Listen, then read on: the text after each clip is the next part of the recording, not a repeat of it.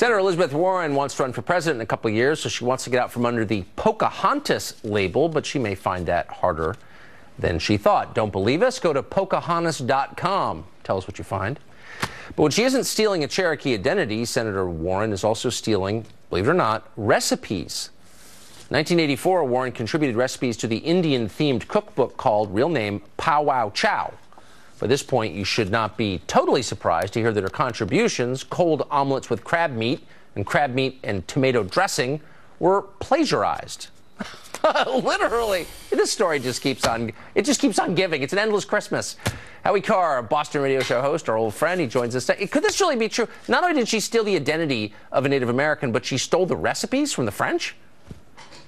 Yeah, she did, Tucker. When this first became a controversy, when she was running for the U.S. Senate in 2012, she listed as her credentials that she had contributed these recipes to this cookbook that her cousin put together, Pow Wow Chow.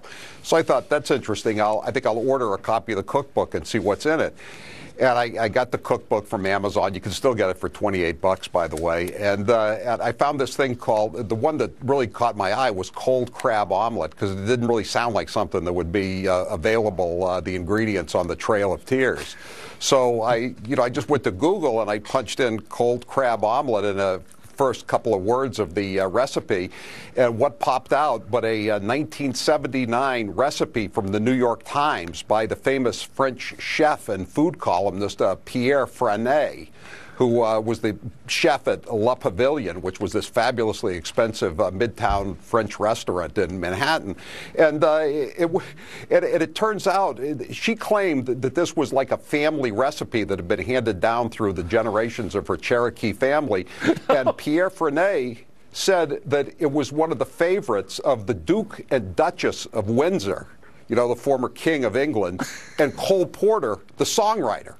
This Cherokee recipe that she claimed as her own. And Mark Stein made a joke about it later on. He said, of course, it was one of Cole Porter's favorite Indian dishes, cold crab omelet, because he wrote the famous song.